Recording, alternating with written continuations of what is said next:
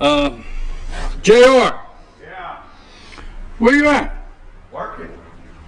Let me ask you a question. Yes, sir. Like, if I get one of these, this is one of these things that I can mount on the wall, put one of these monster TVs and hang on the wall. Yes, sir. You know, my fear is that I'll put this mount up and put that massive TV, and I'm sitting there one day and just everything comes down. Like, I'm going to put you on the spot right here. I'm telling you, there may even be people in Morocco watching this show, so you better be careful with your answer. You should probably have someone else put up your TV mount. Do you have people that can install it? Oh, yeah. Oh, yeah. I got the oh, yeah. That always makes me, oh, yeah, we can do that. Yeah. Yeah, okay. Yeah, because I might have to have my TV. It's got instructions. Oh, you're funny, JR. Instructions. I'm finishing my orange juice because, you know, the great thing, one of the many great things about Circuit World here in Blue Ridge, not only the great prices on all this furniture and TVs and all the deals, it's right next to Ingles and Ingles Breakfast. So JR and I had biscuits and gravy. You traitors. Huh? Traitors. JR, we did, This didn't we? is the second week in a row. Didn't we, JR? We had biscuits and gravy at You're dragging me in it. So. Huh? Right? Yeah, I know where this is going. Where you know what this is going? We had biscuits and gravy at 7 o'clock. And what did you say? You said, I said, should we get Amanda something? And you said, if Amanda could get to work on time, but. You fooled me twice. Huh? You fooled me twice. Right? It's there. That's good biscuits and That gravy. was good biscuits and gravy. All I right. didn't get bacon to dip in my gravy, though. I noticed you had some. Oh, I had scrambled eggs, bacon, biscuits, gravy, hash browns, orange juice. You got it all. I did. Why are you looking at me like that? Would you like breakfast next week? Nah. No. Oh, no. Okay, forget it then.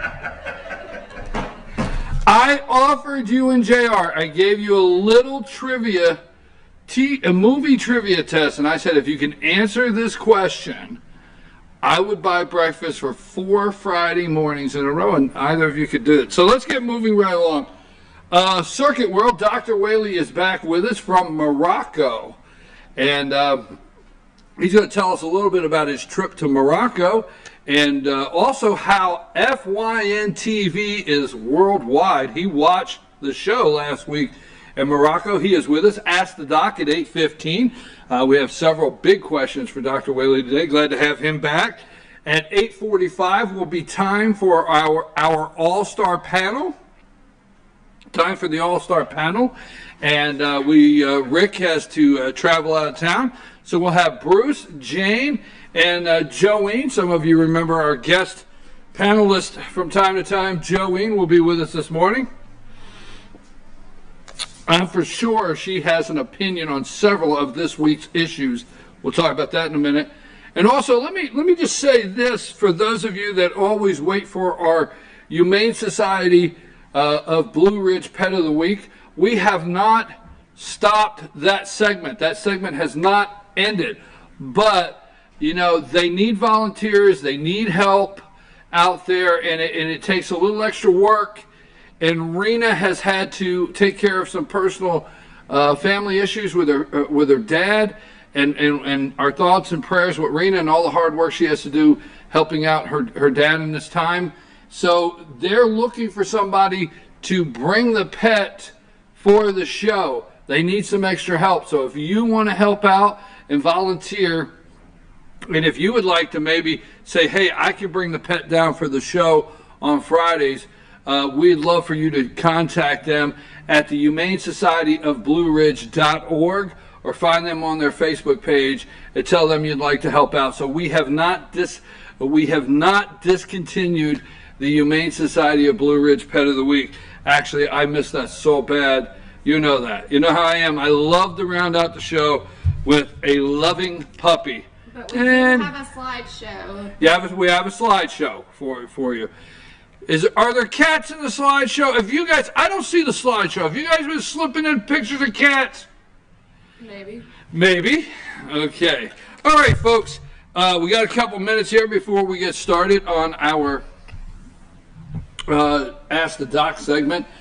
But before we start, last night in the governor's race of Georgia, Lieutenant Governor Casey Cagle did receive the endorsement of the NRA. I know several of the other Republican candidates in the race for governor of Georgia are, to say lightly, a little upset and trying to make their Second Amendment credentials very well known this weekend. But the NRA endorsement of the candidates for the Georgia governor's race did go to Casey Cagle. We got a message last night. That's one thing that we're talking about this morning.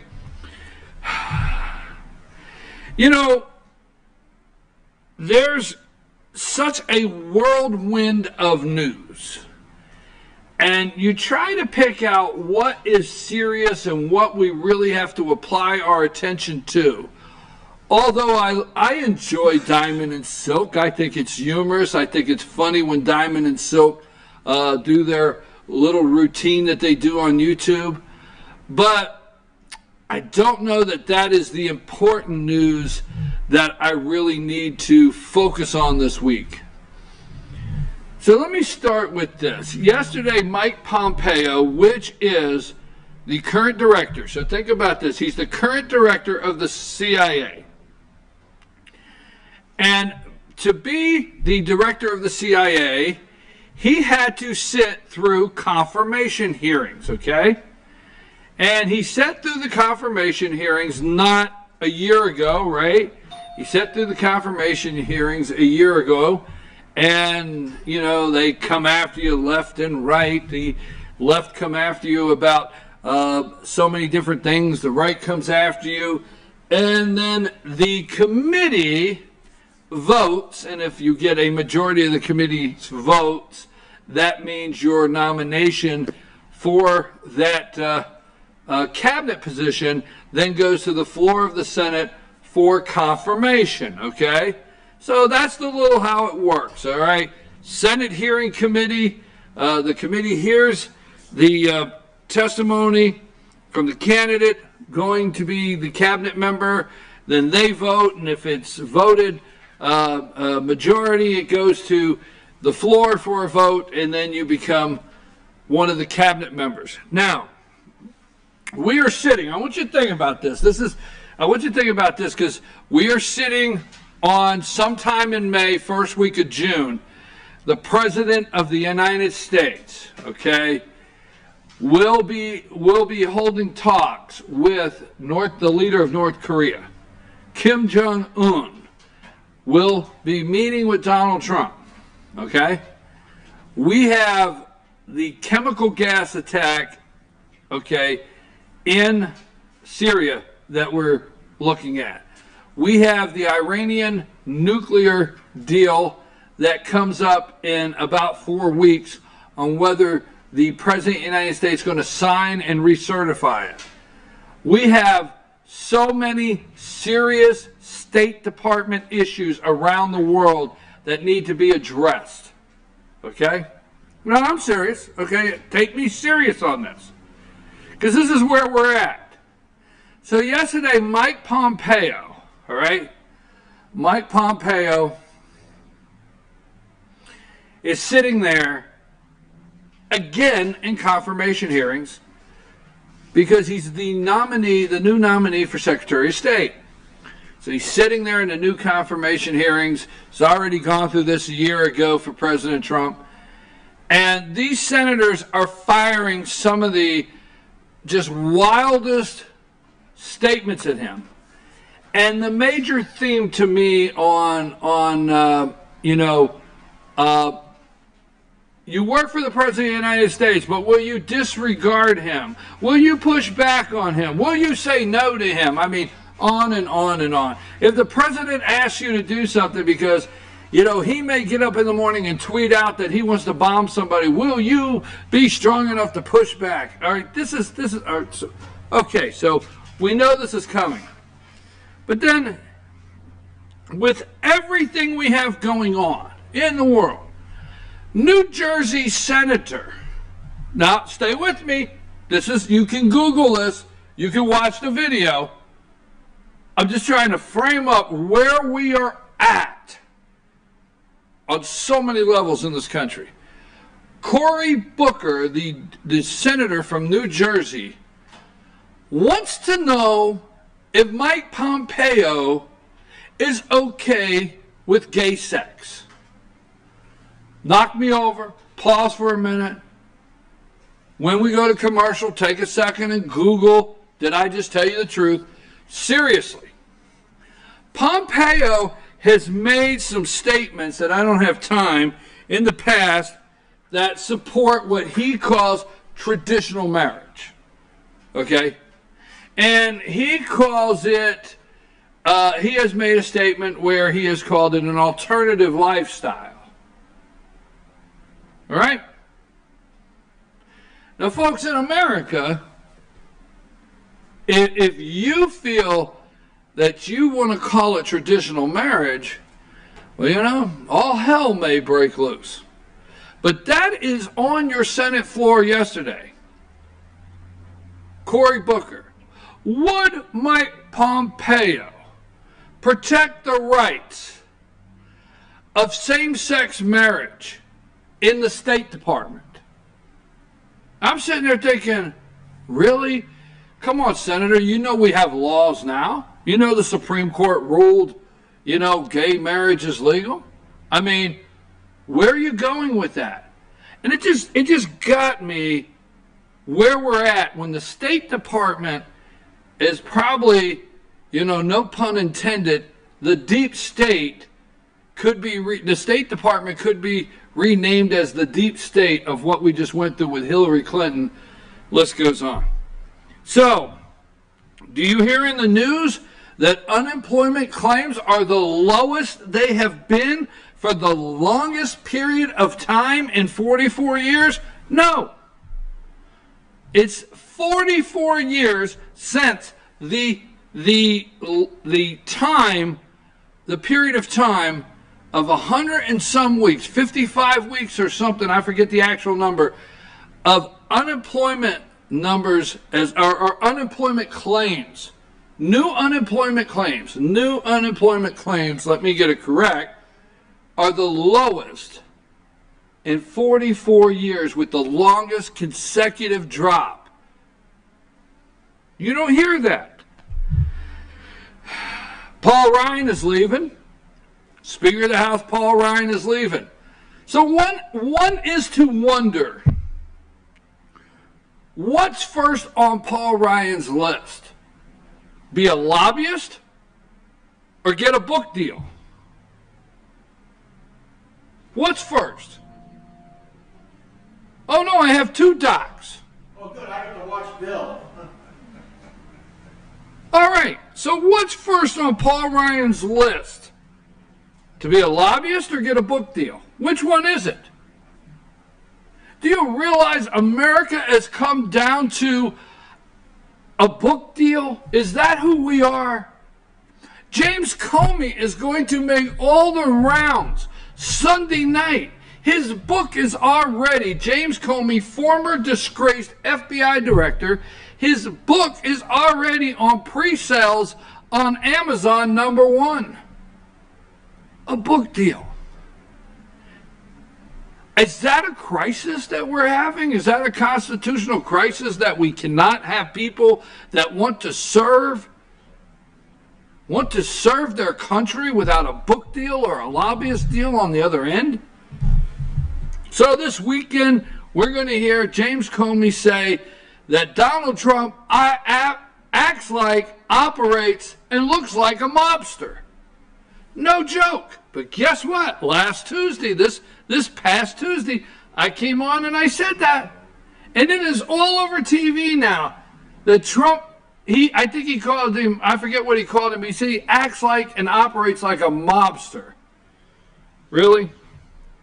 Paul Ryan is leaving. Paul Ryan is leaving this week. Cory Booker's concerned on whether Mike Pompeo will protect gay marriage and gay sex, seriously, if being Secretary of State. Mark Zuckerberg, he goes up.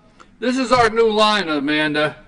What I learned this week is everything the senators asked Mark Zuckerberg at Facebook, he said, my team will follow up on that. My team will follow up on that. Senator, my team will follow up on that. Senator, my team will follow up on that. And then when asked what happened to Diamond and Silk's Facebook page, he said, our team, and it's good to know out there at Facebook, they are team players, because everything, they're team, right? I wonder if they all got softball jerseys, I want to, who's going to be on the softball team this spring? Our team made an enforcement error. So somebody made a group decision. A group decision. A liberal group decision. A liberal group decision. Anyhow, that's a little bit of all of it, but we're going to break it down a lot of different steps. Republicans may be a little nervous come November. We're going to talk about that. I'm your host, BKP. We are live here at Circuit World in Blue Ridge. As soon as we return, it'll be time for Ask the Doc with Dr. William Whaley, and we'll even get a chance to say hello to Dr. Raymond Tidman. Take us to break, Amanda.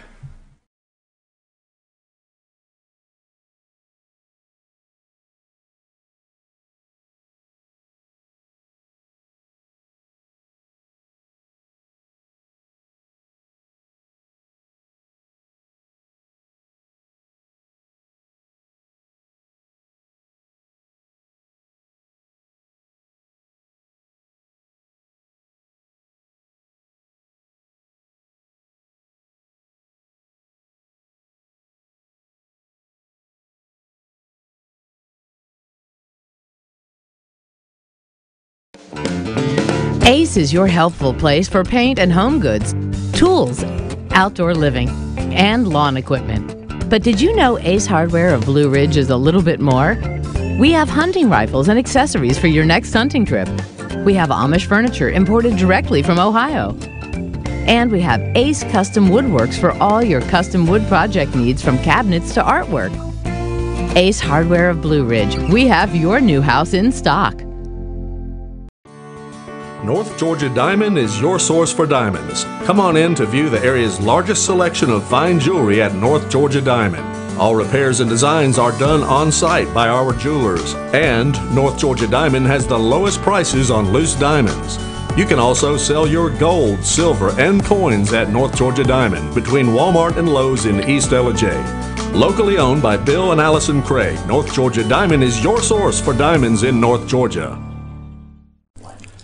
In 1981, Reed Nicholson began selling tires out of an old barn in Mineral Bluff. Little did he know that he had just laid the groundwork for the most trusted names in automotive services in the Blue Ridge area. In 1997, Nicholson Tire Center became what it is today, holding the same values of faith, family, and great customer service. 2 locations to serve you, and the Blue Ridge location is currently expanding to offer fast service and the largest U-Haul provider in Georgia. Nicholson Tire Center, Blue Ridge, and Mineral Bluff. Medium Pizza Hut pizzas, just $5.99 each. Did they say Pizza Hut? For $5.99? Yes, and yes. Yes! Introducing the deal you want on the pizza you crave. 2 medium pizzas, just $5.99 each. No one out pizzas the hot. Hi, I'm Rhonda the Mattress Lady, and this is my husband Gary, owners of Mattress Overstocked in Ellijay next to Walmart. And we want to earn your business. From the time you walk in our door to the time we deliver your new mattress to your door, you will see the difference. Our selection and prices are the best in North Georgia, and customer service is our top priority. So y'all come on in and let us help you find the right mattress at the right price. That's Mattress Overstocked in Ellijay next to Walmart.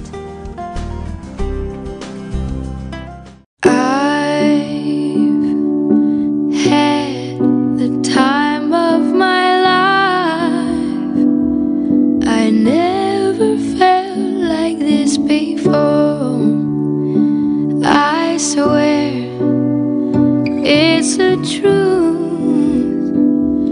and I owe it all to you. I'll tell you something. This could be love, because I've had the time of my life. I've never felt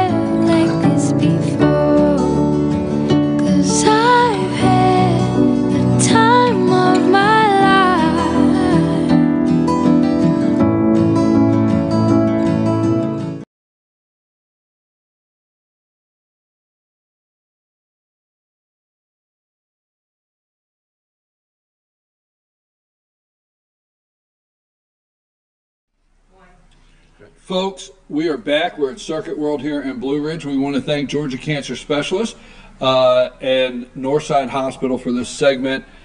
But you are looking at the All-Star Medical Panel. Yes, we have 2 All-Star panels today. One is political next.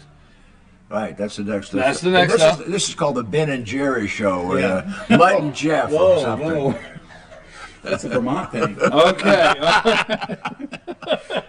We have an all-star medical panel. We're so happy to have Dr. Raymond Tidman with us this morning. He said we pulled him out of quite an exciting medical meeting he was having, right? So we're sorry to take you away from that this morning. Broke my heart. Broke your heart. And Dr. Whaley is back from Morocco. Before we get started... Well, that's the whole thing. See, a week ago, Dr. Tidman was here, and I was watching you live in Morocco. Right. So it is a worldwide audience. And now in the next 4 or 5 weeks, I'm going to be gone so many times it's not funny. So we've got this calendar with a red spot here and a green spot there and a purple spot there. And so we kind of mixed up the spots. So we're both here today. Well, we want to say... But he'll be back a lot of times in the next 4 weeks, 6 weeks. We want to say we're so grateful because when you do travel, our doctors that step in and come and say hello are great. Just absolutely great. So we appreciate it. Yeah, but he's a lot funnier than I am. Which means it's time for the joke, right? No, that's his closer. I can't take his closer. All right, go ahead. All right. You can take it. Okay, well, listen, we have both of you, and we're begging you. Now, last week we found out this was the OPEC of pollen, okay? Which was interesting because then I think it's 3 days ago, one of the charts come out, and it's a record that we did not want to hit, like the second highest pollen count in history or something in this North Georgia area. And so we are begging you to tell us something that can help alleviate these allergies. And I am taking my pill every day. I'm taking that every day. The question. I'm going to. My allergies are really affecting me lately. Besides an over-the-counter allergy medicine, is there any other thing I can do to prevent them from causing me a sore, itchy throat and headache? Well, the answer to the question is, of course. But the practical answer to the question is, there's a lot you can do, but it's very troublesome and expensive. So I want to stay in the non-going to the doctor, not getting on the allergy shot routine, okay? Because going to the doctor, getting tested, skin tested, going on the allergy shot routine is not available to most people. It's not something that would be well prepared for. So when you think about prevention, I was hoping that Sam and Amanda could make a chart out of these. I'll just hold this up here. You can see that there's about 3 closely single-spaced typewritten pages here of allergy-proofing your environment. But I'm just going to read 2 or 3 of them so you'll see how impractical this can be. Talking about each room in the house. I tell you what to do in the living room, in the kitchen, and everything else, but it begins with remove all carpeting. Use hardwood linoleum flooring, washable area rugs that are low pile, get a high efficiency HEPA filter, shampoo any carpets or so and so frequently. Now, then they give you what to do with carpet, curtains, blinds, windows, furnishings, clutter, pets. If you cannot find a new home for your pet or dog, keep them out of the house. You can't do that with it. But they didn't say vacuum your pet. No, they didn't. That would be a good except your cat. Now, if you vacuum your cat, you're going to get hurt. Choose an air filter with a HEPA small particle filter. That's just one room. Okay, so to answer your question, there are all manner of things that are sold. Some of the practical ones there are covers that you put over your pillow, because as you remember, you shed pounds of stuff into your pillow. Mites are what do you call those mites that are in the pill? Anyway, there's little bed bugs. Yeah, no, not bed bugs. Right? Come on, that's at the motel. Anyway, there's mites in your pillow, and they're allergy-free things you put over it. They're these big plastic things you can put over your mattress. But honestly, in a real house where you've got kids, you've got dogs, when your kids come in from outdoors, even if you've allergy-proofed your house, they're bringing pollen in on their clothing. So this period of the year, tree pollens, is going to end in about another 4 weeks. And as it ends, it's going to get worse. Why? I don't really know. Grass. The grass. It's going to do this until blinking October. So you just might as well get used to it. Because after that, after the grasses have all bloomed, then you're going to have the cockroaches, and you're going to have the funguses, and you're going to have the moles, and that's going to be the wet and hot summer. And then that's going to go away, and then you're going to get the ragweed and the yellow fever. So, yellow fever. What is that stuff? Ragweed and, anyway, whatever. Huh? Yeah, something. Anyway, so the question is a serious one because people, my eyes are red and I sound terrible, don't I? As long as my car is green, I'm miserable. So, yes, there are things you can do if you really are. If you really are badly allergic, go see your doctor because you may very well need to have allergy tests and have some desensitization. But if you're like the rest of us and it fluctuates like this, remember that the American Academy of Allergy and the American College of Family Practice Group called AFP changed their recommendations for over-the-counter self-medication this year to start with a nasal spray with cortisone in it, which in the drugstores around here is generic and it sits next to the brand Flonase, and add the Claritin and stuff second, and then go to the nasal chrome. Is that what it's called? Yeah. Go to the nasal chrome third. So, make a long story short, yeah, you can do something, but it's expensive. Well, you say something that sometimes maybe we don't think about, especially myself, because I like to sit on the side porch. If it's falling down on your car and your car is green and your walkway is green and the glass table on your porch is green, then it's falling down on you and you're carrying it into the house. But that's not the one that makes you sick, man, because that pollen is heavy and hits the ground. The only pollen that bothers you is the one you can't see that goes in your nose and your eyes. So it's not that green pollen on the ground and in the lake that bothers you at all. That's the pine trees, and it's too big to bother you. It's too big. It just happens at the same time. Okay. But I will interject, Bill. I think you're exactly right about the environmental issues. I mean, unless you're going to live in a plastic bubble, it's impossible. Right. But now there are some patients that have moldy basements or places in their house that are just not well taken care of. They should identify those and attend to them. And too often as clinicians, we don't even think that could be going on, but it's going on. So if you are having particularly if you're a lung patient, COPD or a bad asthmatic patient, and you're having repeated episodes, really do an inventory of your house. Is there a place that just needs to be really cleaned up? We've talked about this before several weeks ago, and there are people that say, I never had an allergy problem, and all of a sudden it's bothering me. That's possible at any time in life? Oh, yeah. Absolutely. People drive without their seatbelt for dozens and dozens of years before they have a wreck. When you're first arrested for a DUI, statistically you've driven impaired 350 times. So you can get an allergy which you didn't have before. How about that? Okay. That's pulling it out. It is, isn't it? Okay. All right. We're going to give this question to you, Dr. Tidman, and then we're going to come back to our big question in the morning. But this is a big question, as simple as it sounds. Is it possible to take too much vitamin C? So let me answer this in two different ways. Number one, you're dealing with what I call the nutraceutical business. Okay, it's essentially unregulated. Those folks that are selling that stuff that does not require a doctor's prescription are not looked at until they kill somebody. And then they get looked at really hard. So you've got all kinds of folks making things and selling it and saying it does something that it doesn't do. specifically vitamin C, you know, it's been around a long time. There's books written about it. There's all kinds of almost folklore of what it can do. At the end of the day, there's no real good science that it does anything fabulous other than take the right amount and eat plenty of fresh fruits and vegetables. It doesn't cure cancer. It doesn't cure heart disease. It doesn't do any of those things that we can scientifically prove.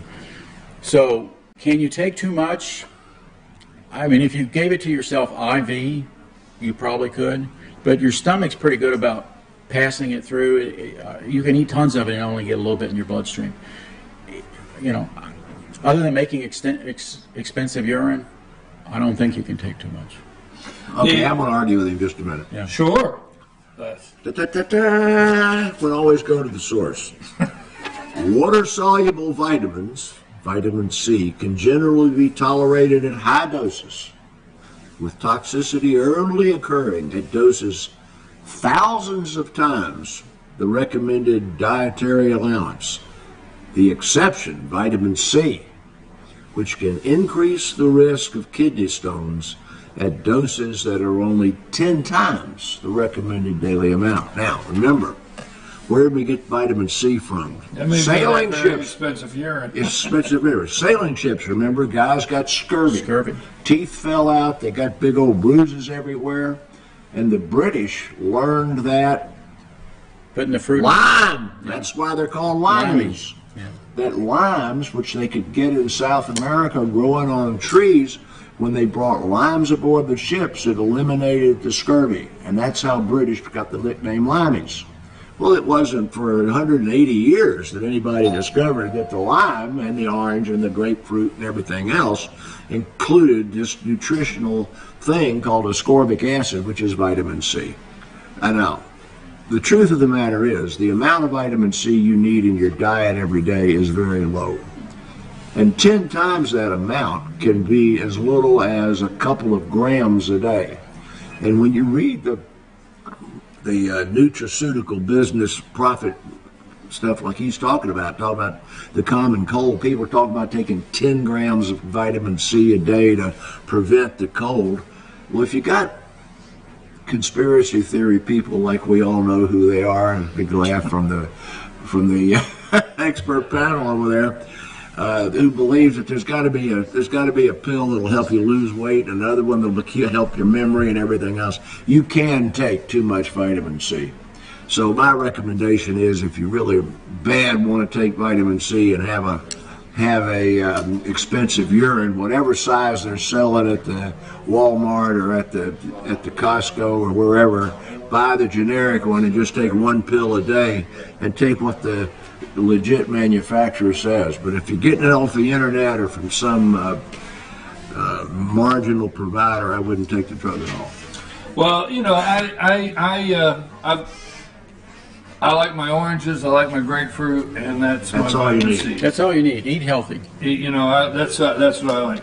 Except remember, Sam asked a few weeks ago about that grapefruit interfering with your medications. And then seriously, if you take a whole handful of pharmacy drugs, and I take 10 blood pressure pills a day, you probably ought to just quit eating grapefruit. Makes it a lot simpler. It changes the absorption, the rate of absorption in the blood levels. It can really affect the pharmacokinetics. You know, stick to orange juice and limes. Yeah, I always wondered. Gin and tonic. I always wondered why blood pressure medicine would say don't take with grapefruit. Don't eat grapefruit. I always wondered what the significance was, but it's the absorption. The rate of absorption. It changes that. Yeah. Okay, now our next question. Dr. Whaley, you're going to have to read this question yourself. Right. Okay. Because I cannot even. All right, I really felt sorry for the person who wrote this question, because it's a seriously asked question. And I think somewhere there's misinformation here, and I'm going to protect our moderator from having to pronounce these big old words. You'll understand. My husband was recently diagnosed with a cutaneous leiomyosarcoma. Put that chart up while I'm talking, if you will. He has had a spot on his leg for 4 to 5 years, with the tumor visibly growing over the last year. He is scheduled for surgery to have this removed. We were told the type he has a very low metastasis rate, but I am concerned that they did no imaging of the leg, such as an MRI. Is this normal to have not done further screening for this type of cancer, especially with the amount of time that it has been present? So this is a legit concern of a family member, and unfortunately the family member has got some misinformation somewhere. If you look at that chart about sarcomas, if it's up on the screen now, sarcomas are rare forms of cancer. They're less than 1% of all malignancies, and their site of origin is anything in the embryonic developmental stage that comes from mesenchymal tissue, which is muscle, bone, skin, stuff that's not neurological. And so they are characterized by their site of origin. So if it comes from fat or looks like fat, it's called a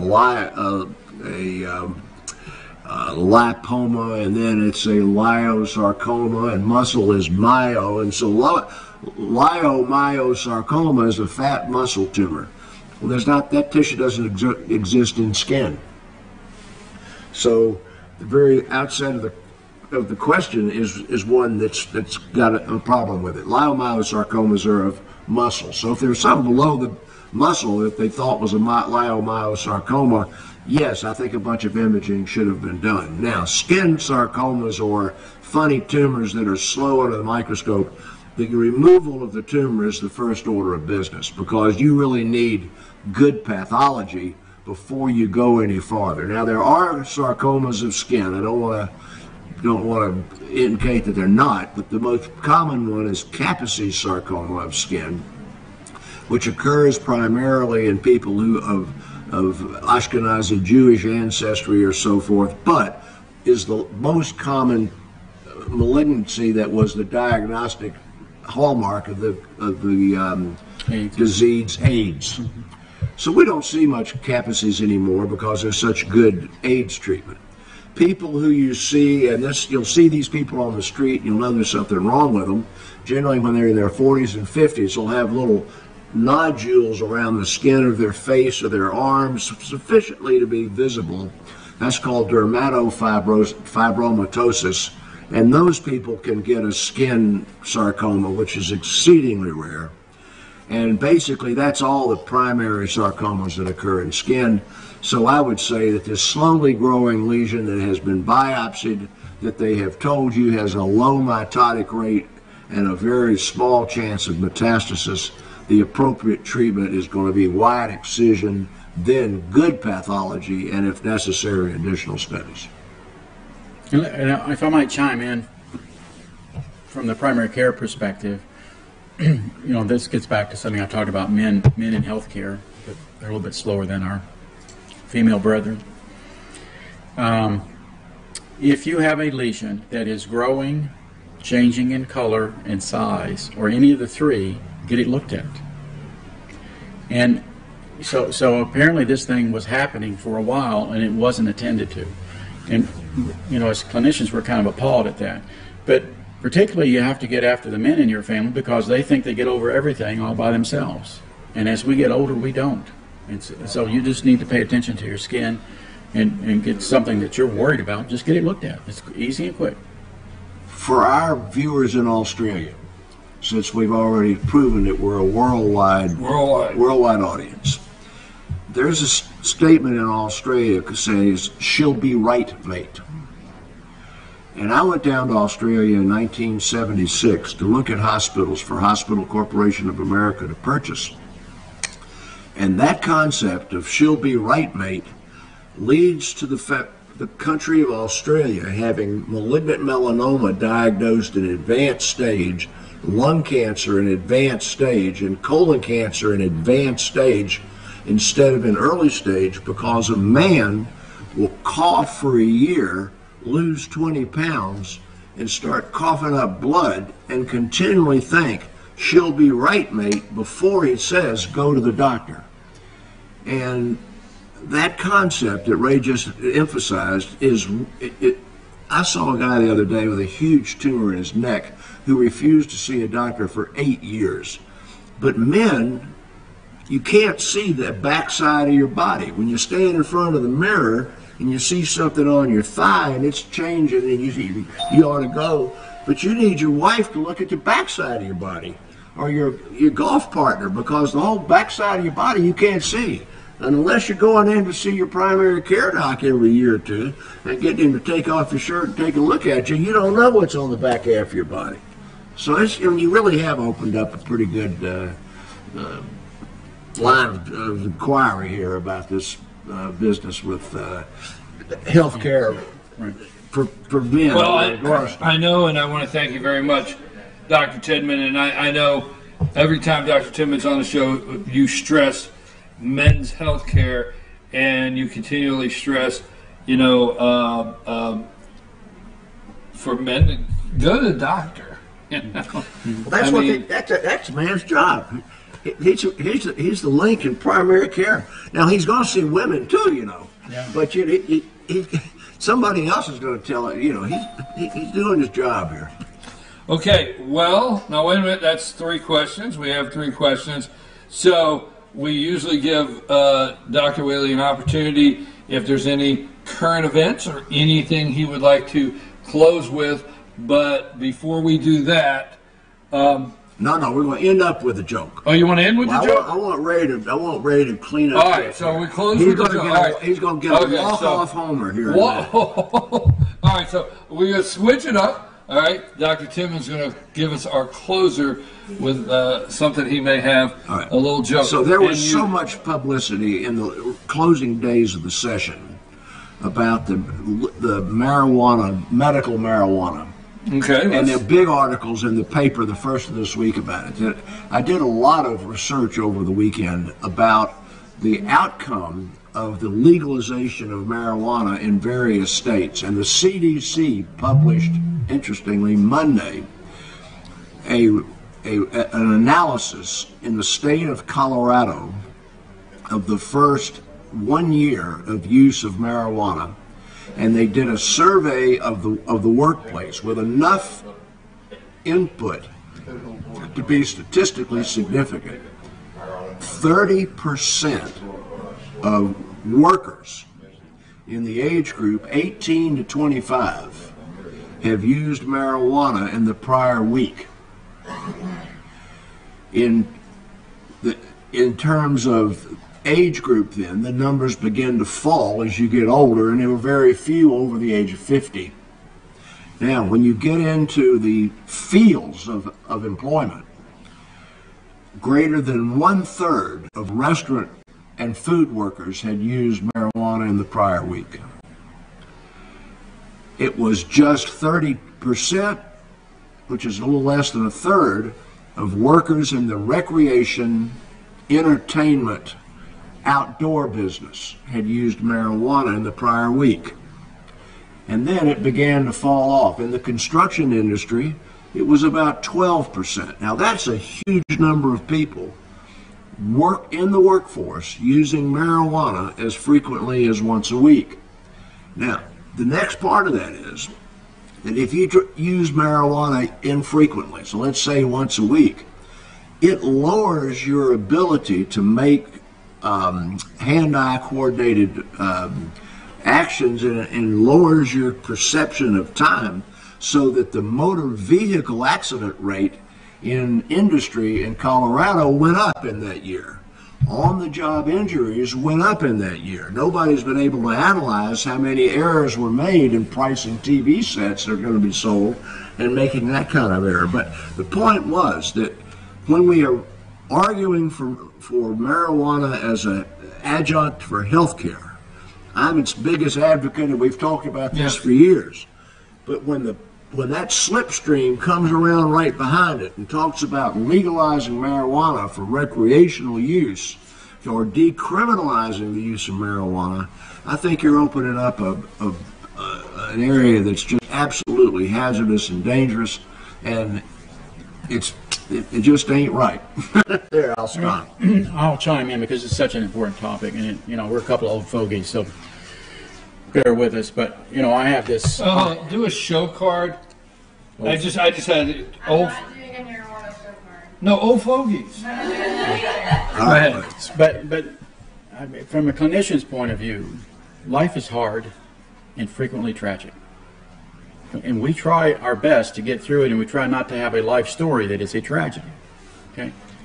Given that, why do you want to make yourself stupid? It just doesn't jive. It doesn't make sense. I mean, you really need to use all of your brain and all of your noodle to get through this. And so I'm not fond of the idea of helping people get stupid. I like going to school, going to college, learning things, listening to things. That's what we're trying to do here. So that's my thumbnail. Yeah, you joke, Ray. Yes. Wait a minute. No, I'm not helping people get. That's exactly why right. Push it along. Okay. Yeah. All right. So. All right, now everybody, pay attention. We live up in the country, and by the way, there was something in the paper about lifespans and health rates and all that kind of stuff, and it's sometimes this urban perspective that rural people don't do things well or do things right, and I hate that. So ignore that thing in the paper about death rates and health rates because it's meaningless.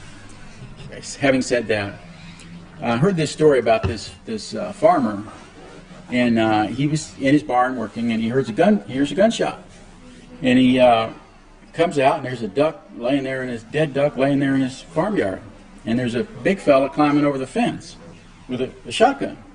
And he said, who are you? What are you doing there? And the guy said, well, I'm Mr. Smith. I'm an attorney, well-known attorney in Atlanta, and I shot that duck. That's my duck. The farmer looked at the duck. He said, well, that's my duck. It's my land, my farm, my duck. The attorney said, well, it's mine. It's mine. I shot it. It's mine. I'll sue you. The farmer looked at him. He said, well, why don't we just settle this country style? And the guy said, well, how do you do that? And he said, well, we swap licks. I hit you, you hit me. Whoever gets up first, gives up first, the other guy gets the duck. He said, okay, all right. He says, well, now, the rule is that locals go first. And the guy goes, all right, take your best shot. Farmer reared back with his work boots, kicked the guy right in the crotch, dropped him to his knees. He's on the ground rolling around. Takes him about 5 minutes to get back up. He goes, okay, my turn. Farmer says, that's all right, I gave up, you can have the duck.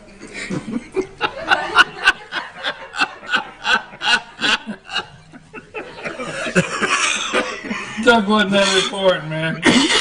Well, that's just country wisdom, that's all that is. All right, so you heard about pot smoking and... we don't want to, I don't know what we've done this morning. We don't want to... If y'all like the community doctor approach to this thing, you can send in some positive things here. Yeah, we don't want to accelerate the rate of nothing. It's time to go. I'm your host, BKP. This has been a great Ask the Doc segment with our all-star medical panel this morning. I want to thank the Georgia Cancer Specialist and also Northside Hospital for this segment. And we're going to come right back and change panels and bring the all-star panel in. And they're ready to weigh in on everything that happened this week, from Speaker Paul Ryan leaving to James Comey to new book to Mark Zuckerberg testifying. You name it, we're going to talk about it. Take us a break.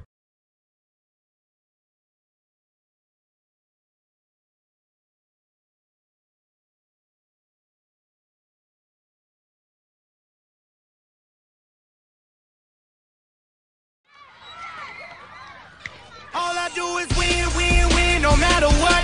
Got money on my mind, I can never get enough. And every time I step up in the building, everybody hands go up. And they stay there, and they say yeah, and they say there. Cause all I do is win, win, win. And if you going in, put your hands in the air, make them stay there. All I do is win, win. The Tupelo Tea mission is to provide over 80 premium tea blends for tea lovers who are looking for ways to explore new flavors and blends. Come visit Tupelo Tea, located in beautiful downtown Blue Ridge at Sycamore Crossing. Be sure to sample our various varieties of honey and tea. Visit us on the web at tupelotea.com or call us at 706-946-TEAS. That's TEAS. Tupelo Tea, located in beautiful downtown Blue Ridge.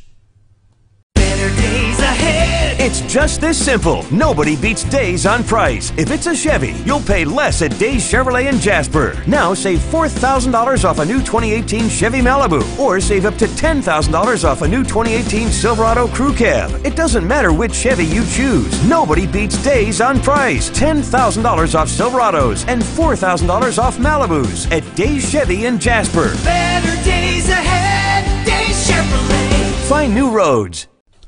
Papa's Pizza to Go in downtown Blue Ridge is the best in the area all-you-can-eat buffet. Call ahead or order online now at papaspizzatogo.com. Use our convenient pickup window for the best in pizza, subs, wings, breadsticks, salads, and more. And be sure to check out our lively game room. We serve lunch and dinner, catering available, take out or dine in. Papa's Pizza to Go in Blue Ridge, proud sponsors of the Fannin County Rebels.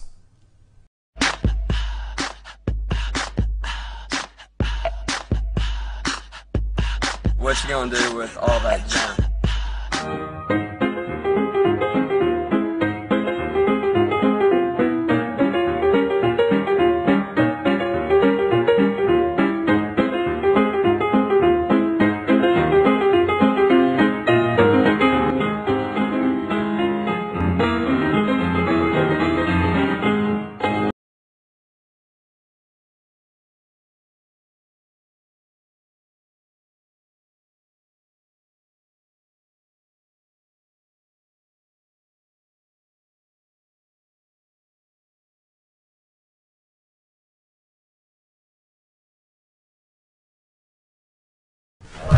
Hey, we're back, and I'm your host, BKP. We're at Circuit World here in Blue Ridge, and we're happy to have our guest with us.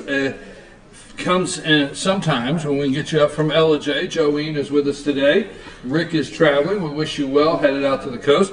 Glad to have Jane back. You were not here. Thank you. Don't do that again. You left me with Bruce and Rick. Okay? I know, I watched. It was a disaster. Oh, well, we're going to try to clean that disaster up. So Bruce, I'm being trying to leave now. And then there's Bruce is here. And Rick's going to the left coast. Yes, Rick is out on the left God. coast. Yes, left coast. Yeah. Bruce, Joeen, and Jane, thank you for being here. Also, our political panel. Let's get started. How many times? I can't remember when so much happens in a week. And I don't mean just this past week. It's like every week so much happens. Yes. You wonder, what do you really gravitate to or try to pay attention to keep up with everything? Let's start with Speaker Ryan. Paul Ryan has announced that he will be leaving the Speaker. He will no longer be Speaker or Congressman. He will be going back home to spend time with the family, and he's done. When is he leaving? Before even he's through? Is he just... No. At the end of his term. Yeah, I was afraid. January. I didn't hear that. January. But he's not stepping down from the Speaker now. No.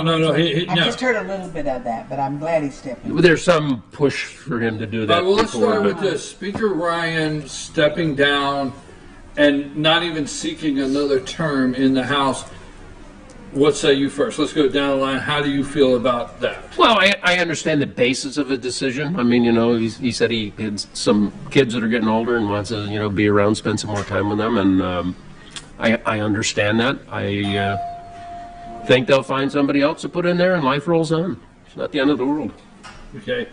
All right. I like that. It's happened. I know what you're saying. Hey, life rolls on. But are you happy, or are you, do you like the thought that anybody else is now going to be Speaker and he's moving on, or I'm neutral on it. I think, you go from Boehner to him to, just change the face. I mean, he did some good things, I think, on the tax bill. Other things, I think he dropped the ball. But, by and large, they will find someone that'll fill the shoes and maybe be a little bit more aggressive on some things. But okay, Paul Ryan, that's the question that comes to you.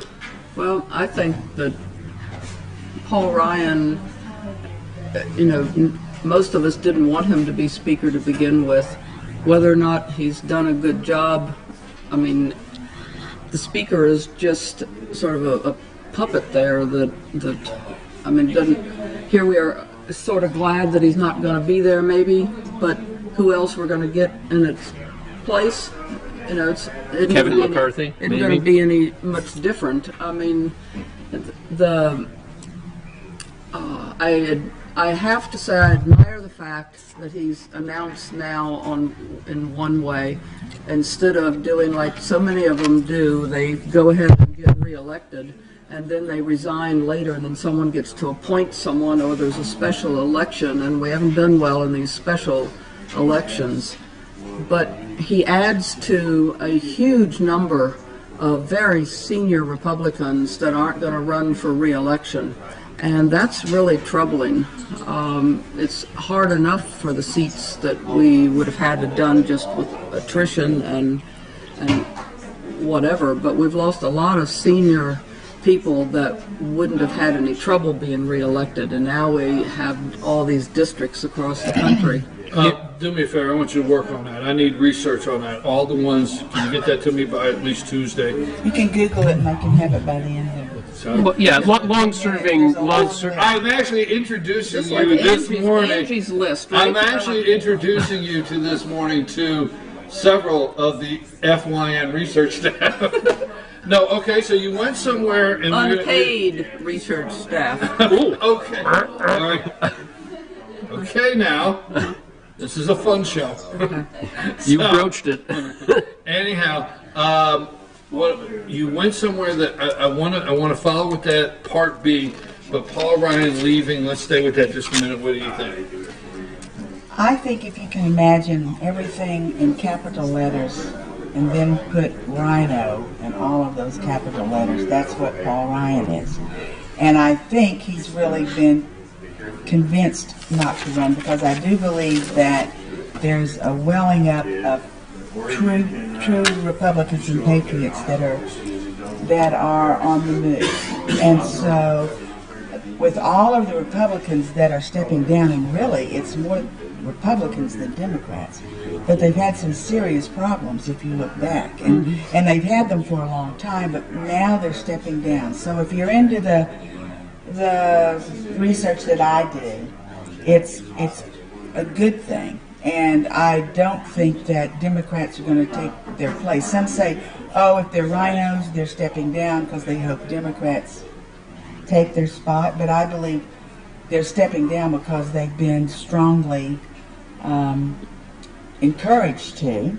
And I think Republicans are going to take their spot. And I think we're going to keep the Senate and the House in November.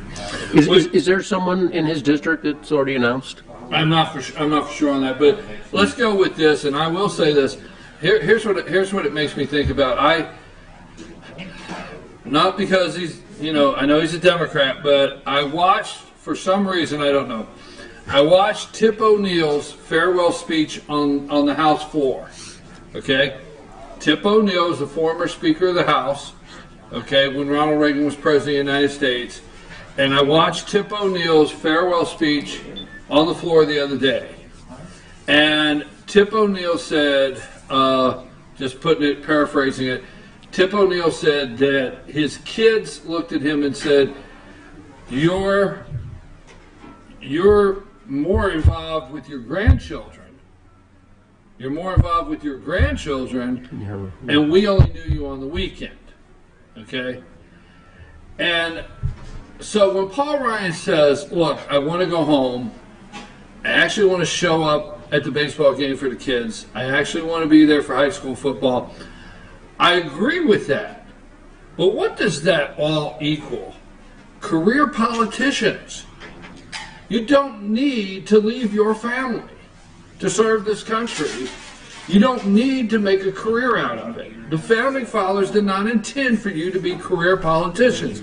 They intended for you to go represent a district and go home. Yeah, So they only if- actually do like 160 days or something. Right. Yeah. So if you're out there today, and I guess this is my little, getting on my stool a little bit here, soapbox, but if you're out there today and you need to resign or finish a term so you can go home and you can be with your family and your family not grow up because you spent your life in Washington, D.C., think about what that is saying. It's saying you chose it as a career, which it should have never been, and there's no reason why you should be giving that speech. Do you understand what I'm saying? 60 Yes, but if you look at it a little deeper than that, they come, and if they stay 3, 4, 5, they come Yeah, as and some of the other time they're raising a money. working guy. Some are very wealthy, but they leave. Like Mueller, he's not a senator or a Republican. Or representative, but he's worth 13 or 14 million now. These guys come here and they leave Oh, I triple understand. millionaires, and so I don't think, all this stuff about. I know he's a family man. I know he is, but he also wants power. He ran for president. He likes power. He wanted to be the speaker, and I think if all of this underlying current wasn't going on, he would not be stepping down. It's like McCain's health. I'm not even sure McCain has a brain tumor. But that's kind of crazy out there. But where I come from, I think they've been just kind of told, you either go down or everyone's going to know everything. Well, I think you should assign your research department to find out what people's net worth were when they were elected to Congress Easy. and whatever it was when they left. I mean, if you use one of our own senators, Saxby Chambliss, his net worth when he was appointed to fill Coverdale's seat was minus $16,000. So he had more debt than he had assets. And when he left, the Senate, his net worth was like 12 or 16 million. Now on 174,000 a year, how do you get 16 million when? Well, and when it comes to Paul Ryan, and I want to move on from this, but when it comes to Paul Ryan, it's like, okay, I'm still a young guy, got a young family, and I'm sitting right here to where I could choose from book deal or lobbyist or take both. I was going to say, and that's who we are now. We're a country of book Sit on a deals. bunch of boards. He's going to become a lobbyist, and he's going to the go back to boards. Washington, so he ain't going to be home. Didn't Trump sign something? You can't be a lobbyist until He's got to sit out a year. He's got to sit out a year. 2 years. But his net worth, they said, is around $6 million, and they attribute more of that to his wife, who's a tax attorney, and they said just got a sizable inheritance. But his pension for 20 years service is somewhere around 78 million or thousand, and he also gets Social Security. Wow. What a deal. Good luck with that Social Security. There's a Glenn Beck segment that was a few years ago, and it is with the gentleman who wrote the Clinton money. He went into all Clinton Cash. Clinton Cash, and he tells you what senators invested in what, and then how they voted. Insider trading is allowed in the Senate. They can hear one thing and go buy it. It is not. Yeah, they can't get You prosecuted. should watch it. I mean, Nancy Pelosi being the worst. They're all bad, and Nancy that's how they get very Pelosi. wealthy. Mostly Nancy insider Pelosi trading and is boards. the wealthiest congressman in the United States of America. Again, Well- some of that's her husband, who's a real estate mogul. But What are you taking the Came defense first. side of The everything chicken or today? the egg? yeah, well, let's be defense, open here in with defense. defense. What are you? Oh my God. She's made millions on On her. balance, keep it balanced. Okay, so Paul Ryan's leaving, new Speaker of the House. Yeah, we gave him a nice send off. Nobody was really ugly about it. But who should take his place? Who should take his place? And just anybody, let's get to the discussion. And how concerned are the Republicans in November? Now, if you had an opportunity to listen to my interview with Congressman Doug Collins, they are concerned, are they not, Joey? Yes, very concerned. Very And concerned. they should be. Could you give us a synopsis of that? She can. How concerned are they? Who do you think should be the new Speaker of the House, and 2, I'm going to call it how much trouble are the Republicans in trouble in November? And if so, how much trouble are they in? Well, you've asked Doug Collins now twice, what are the Republicans going to run on? And each time, Doug Collins, who apparently has invested a lot of his own personal time traveling the country in support of elections in areas where there may be trouble, but they feel very strongly that, I mean, if you I don't know if you watched Hannity last night, I rarely do, but I happened to see Hannity last night, and they put up there a list of the accomplishments of President Trump, and it's pretty mind-boggling. However, most of the country has no idea because you don't hear anything about what Trump is accomplishing or what the Congress is accomplishing. All you hear about are all of these stupid, ridiculous scandals, and I don't know if this is the place to put this in, but I've been dying to say this, as you know, and that is, I don't understand why we have all of this attention on, the Stormy Daniels or whatever that happened, 12 or 14 years ago, long before he ever considered running for president. And the emphasis on this, it's like, are we going to now start asking everybody that runs for office to give a list of every person that they've ever slept with and put an asterisk next to any you might have paid for? But people they've done dope. No, wait, no. You can't run, Brian. You cannot run that. It is nobody's business. I mean, it would just be too lengthy. Sorry, folks.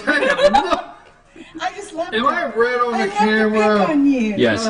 Yes. Okay. Mrs. Braid is her blessed. No, what got me is she actually said on this show, you have to make a list of everybody you slept with, and then you have to put an asterisk. And I have to tell you, I have to say this because the Hall of Fame, right? Baseball Hall of Fame. Mm-hmm. I'm always saying if Barry Bonds gets in, he has to have an asterisk next to his name. And then that picture, you have to have an asterisk if you paid, right? Yeah, okay, well, I don't know. I mean, like, is that... The footnote at the bottom, asterisk means you paid. Yeah, well, I mean, it's like, if you look at some of our past presidents that have proven that there was sexual relations outside of the marriage, while they were in the White House, and that went by. You start with Roosevelt. Right, and then we got Kennedy, and we got Clinton, and whatever. And here we are spending all of this time and all of this airtime by all the major networks on something that happened that long ago that it's nobody's business but Melania's and Donald Trump. And like, if you ask the average person, who cares? Remember the slush fund? Wait a minute, who do they care about the slush fund where all those senators were paid off? We talked about this before the election. The media is not going to cut him any slack, and they're going to look for a wedge issue any way they can manufacture one. Okay, that is correct. correct. And it keeps going on. That is correct. It's going to be actually 4 years of this. Yeah, but that is correct. And I don't want to say okay, but I'm okay with it if the media and the broadcast want to come up every night and find a different strip club that the president was at and put $1 in some girl's G-string. I'm serious. I don't care because that's where we're at. That's what we're talking about. It's not me bringing it up. It's not me bringing the level of the conversation down. That's what they're talking about. I don't care. But here's the thing, is we have a special counsel appointed that you and I are paying millions, probably over $100 million when this thing is done, if not more, millions of dollars, that's supposed to look into if this person had some kind of secret deal with the Ruskies to get elected in Wisconsin and poor Hillary didn't win.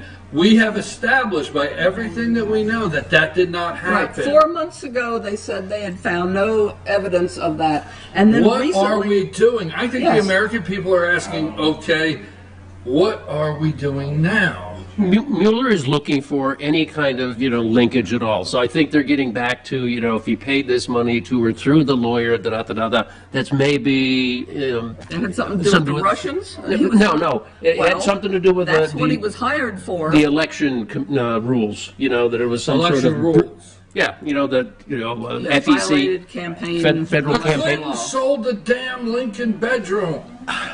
They paid the Clintons paid for, That how was- many millions for that fake dossier out of election campaign money? Why? They're not interested in that. They're interested in bringing Trump down. I agree. It's the however end all. minor it is. You have to stay focused on the end all. With the DOJ going what? Okay, let me ask this, because we're going to go somewhere. We're going to go somewhere on the show that others are not going. I promise. Let me ask you this, okay? So the end all. How concerned are you? I'm going to start with you, and then you guys. How concerned are you that a private citizen, because at this time Trump is a private citizen, and his private attorney, that the FBI goes in at daylight, takes the doors off the hinges, and comes in and takes the files of Cohen and Trump, even recordings, all the files, all files. And to his home. And to the apartment. His home's Yes. being renovated. Apartment. What say you? How concerned are you this morning? I'm mortified, totally mortified.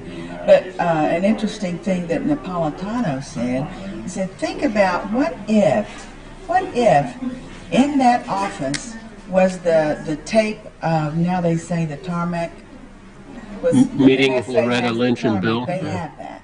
And they have some other things. What if those were in that office? And then Napolitano says they found those, and those have to be then put into the record. So that could be, there are things going on in the background that we hadn't got a clue on. But if this continues with breaking in a house with the DOJ signing off, Rosenstein or whatever his name is. Yes. I mean, that is Gestapo, SS, Mussolini tactics. I mean, it is unthinkable to me.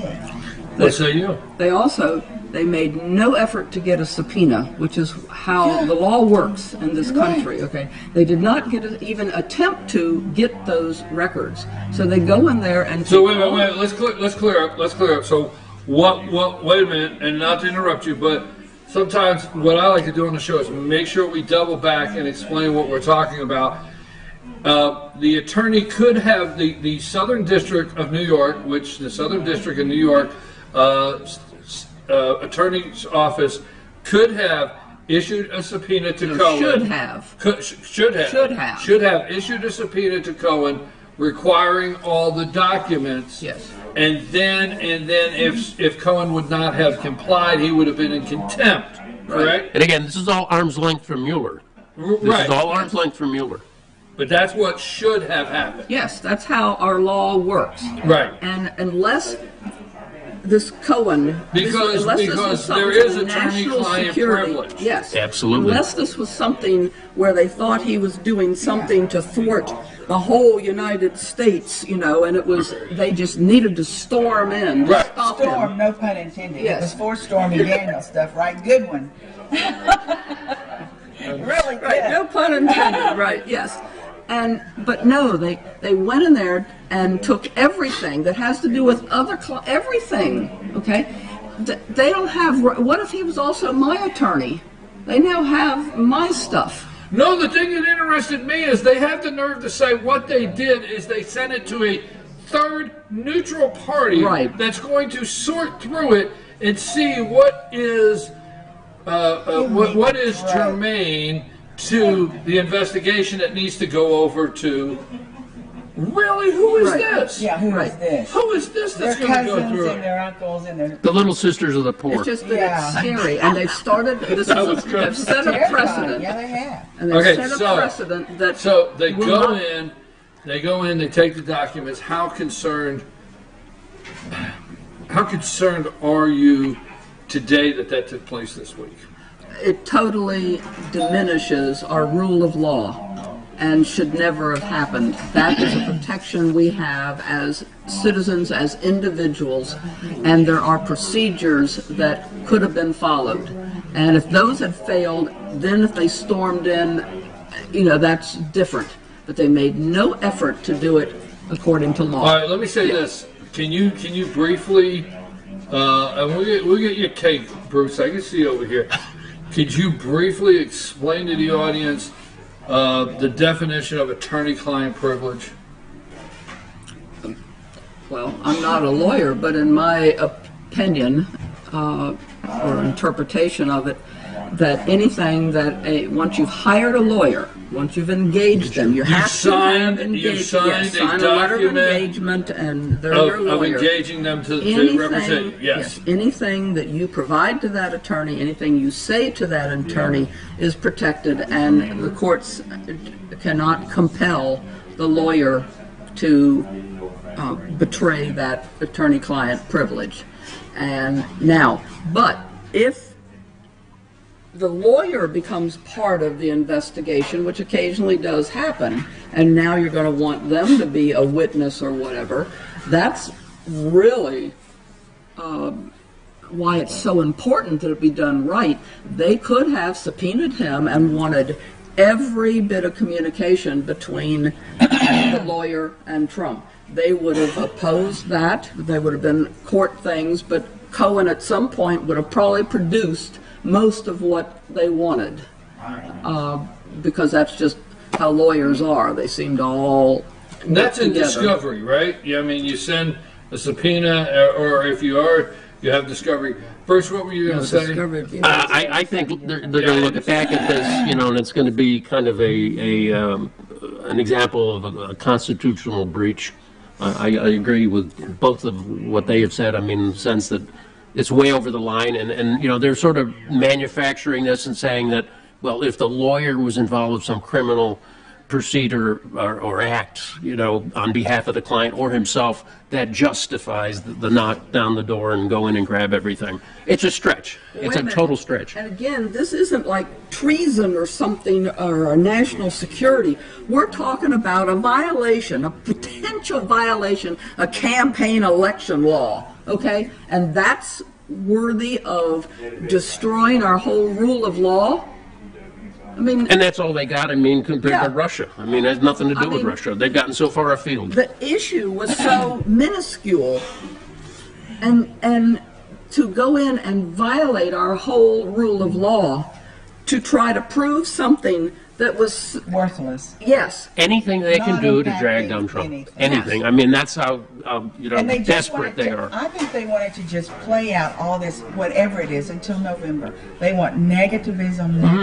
Yes. November's not the end all. I think. No, I think we're going to win in November. I'm the only one. I think since he announced that he's running in 2020, they're determined now to destroy him, to make sure that he can't possibly. They've accepted the fact that they deal with him for 4 years. There are so many darts in him. We're going to take a break. When we come back, we're going to follow this up, because I call it when the CNN reporter asked Sarah Huckabee Sanders if Donald Trump had considered leaving office. Okay?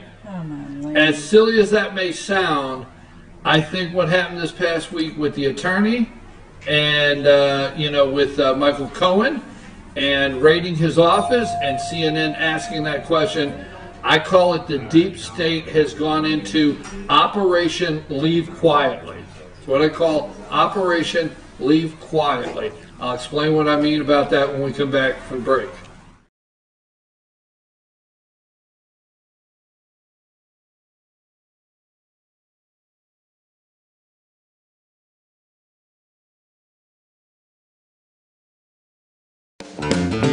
Ace is your healthful place for paint and home goods, tools, outdoor living, and lawn equipment. But did you know Ace Hardware of Blue Ridge is a little bit more?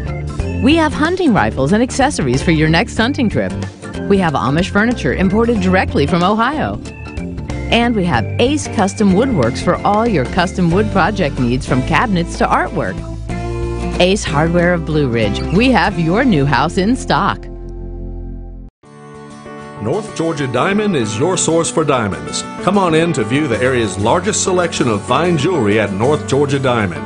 All repairs and designs are done on site by our jewelers. And North Georgia Diamond has the lowest prices on loose diamonds. You can also sell your gold, silver, and coins at North Georgia Diamond between Walmart and Lowe's in East Ellijay. Locally owned by Bill and Allison Craig, North Georgia Diamond is your source for diamonds in North Georgia.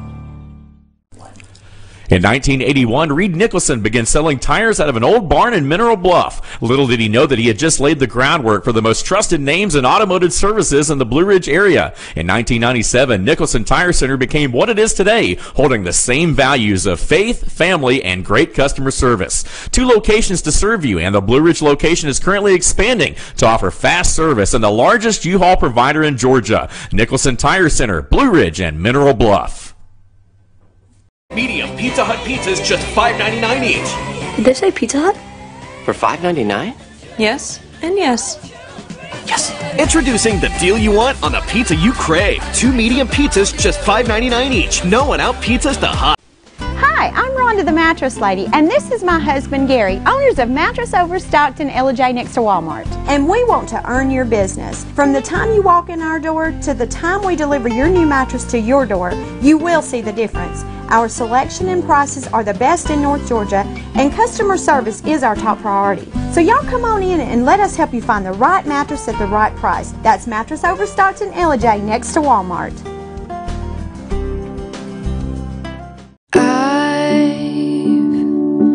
Had the time of my life. I never felt like this before. I swear it's the truth, and I owe it all to you. I'll tell you something. This could be love because I've had the time of my life. I've never felt like this before, 'cause I've had the time of my life.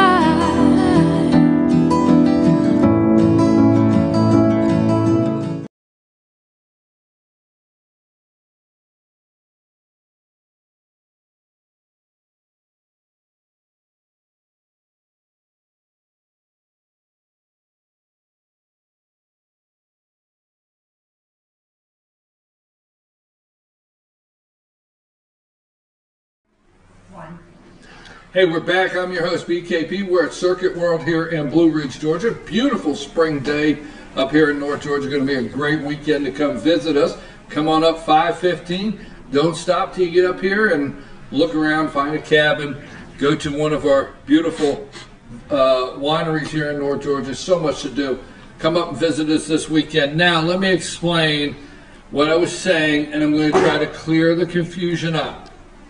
One, I believe there's a deep state.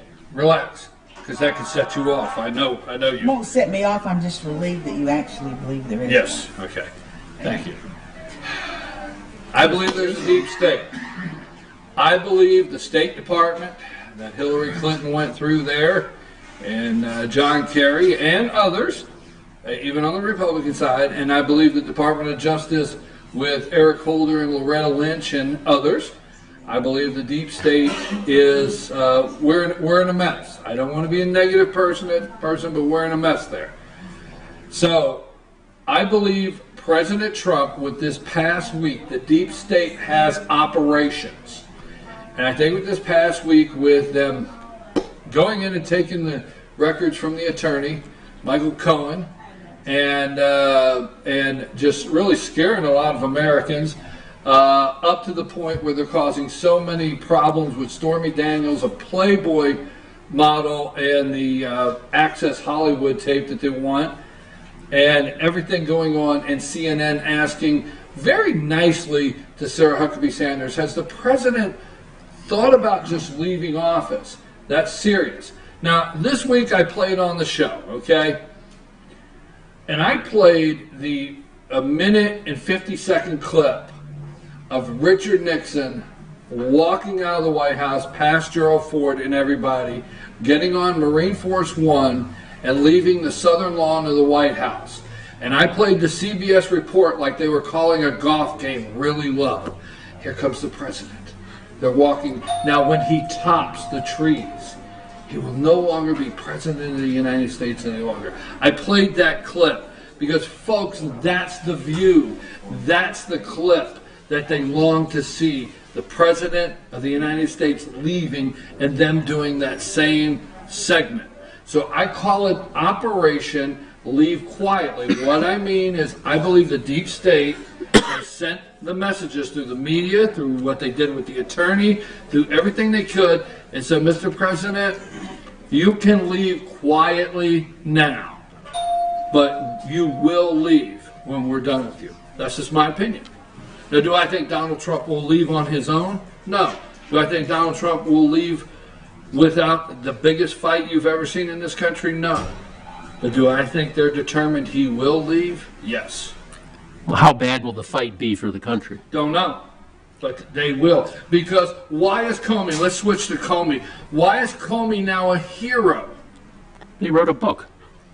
He's a hero to the left. Well, no, to the left. He was supposed. There was a time when they didn't like him because he came back out and said the investigation was over and Democrats didn't like 11 him. days before the election. Did you? The Inspector General was supposed to release a report yesterday on the Comey issue. He's now not going to release the report until the book comes out. What's that got to do? What does the book have to do with anything in the government? Our country is a book deal now. That's what I'm saying. Exactly. And so Comey's going on all these shows. He's exaggerating things, making everything sound so much bigger. And do you think the report maybe is going to undercut the book? I think so, yes. Yeah. And so they're going to let the book come out first because they want to sell however many millions of copies because everybody's going to eat up all of the lies. I mean, why would you buy a book that you know is all, half fabricated? I mean, I realize they had their issues between each other, but why is that something important to read when you realize that it's like in that Fire book or whatever, where he said in the front of it, he even wrote that most of it wasn't true and it was supposition and whatever. So, I mean, and then our news people report segments of a book as if it was, a true fact. Well, you know what is interesting is yesterday in the Pompeo, all right, there's senators reading paragraphs from, on this day, in a Washington Post article, it was written that you said this, this, and this. Well, realistically, you're under oath. When you're under confirmation hearings, you're under oath. Realistically, in court, we all know they're not going to let a newspaper article in court. They don't even use them. But these people, if you will sit and listen, they keep referring to, in the New York Times on this day, it was written. Yes. Wait a minute, that's a media source. That's not what you're here to do. Yes, that's not a statement of fact. That's not a statement of evidence fact. Or whatever. But a lot of Americans don't look at those confirmation hearings. They might see like a sound clip or something on the evening news. It. And then they're only going to see a sound clip, which is going to be edited. Most Americans don't read the news. Yeah, I think more people watched the Zuckerberg thing and got so totally disgusted with the 4-minute charades these senators and congressmen did. I mean, that was just a disgrace. It was. I want to say something on the deep state, though, with Trump. I really think the problem with the deep state right now is the fact that they don't have an avenue to Trump. All the other presidents are controlled by the deep state because they were controlled by the old guard of either the Democrats or the Republican. Trump isn't controlled by anybody. He isn't a politician. He doesn't belong to the powers that be in the Power Republican Party. So the deep state, the people that really run what's going on in the government, which is why it doesn't matter whether you elect a Republican or a Democrat normally, they don't have an they don't have an avenue to talk and control Trump. So they don't know what to do. Do you think that the deep state really feels there's no corporate donors that have a finger on him? No, I disagree with that. The deep state is everywhere. McMaster's was a deep state. There are many, and he's getting rid of them as he learns it and he sees it. There are a lot of deep state people still. That's why he triggered the next level of the deep state. That's what I'm to get rid of them. They're still there, and they do have an avenue, and he knows it. You think about this, people will think I've lost my mind, but you name John Bolton and you name Mike Pompeo, and you don't even have 10 days past, your attorney's office has gone through and gone through and so on and so forth, and you think it's a coincidence that some of these things are happening the way they are. I believe he has kicked the deep state into the next operation. That's what I'm trying to say. You have thousands of positions to fill when you become president. Do you know SES? Do you know what that is? The SES? Senior Executive Services? No. Okay, look that up. That's essentially the deep state, very powerful in the government. And it's too long to go into now, but everyone's talking about it and writing about it. And just look that up about the deep state. And they're giving him all this grief for getting rid of and cleaning house. There were so many positions to fill when he took over. Most of the people, when they're slid in, they already know who all's going to take the positions. He didn't know any of those people, so he accepted lots of the people. Yes. Okay, that were referred to him by the Republican Party, or left a lot of the Obama people in place. Yeah. As you get acclimated, Mr. President, you can start making the changes. Yes. If you do today, you will disrupt the flow, the workflow that does have to happen, and there is a certain amount that does have to happen. So now he's filtering through. He's making the changes in several of the areas, but he's. What say you, Bruce? Where does this end, and when? What do you think? Operation Leave Quietly, or just the whole thing here? I mean, when it doesn't.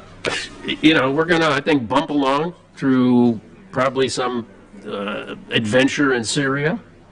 I think there will be ramifications rippling through the markets all the way up until the midterms. Do you realize if he can pull off a deal? Now, this is what I've asked Congressman Collins twice.